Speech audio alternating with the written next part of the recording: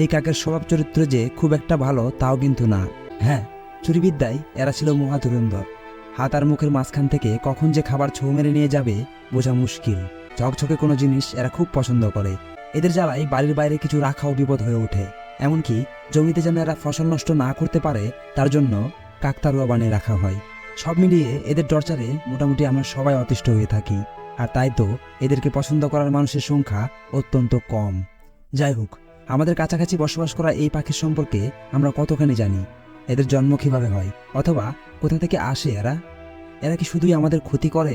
আর যদি তাই হয়, তাহলে আজ যখন এরা ধীরে ধীরে বিলুপ্ত হতে চলেছে, তখন কেন আবার আমরাই এদেরকে রক্ষা করার কথা ভাবছি? এরা না থাকলে আমাদের কি এমন ক্ষতি হবে?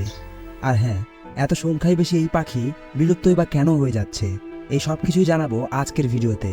আর তাই আপনাকে আমার সাথে থাকতে হবে পুরো ভিডিও জুড়ে।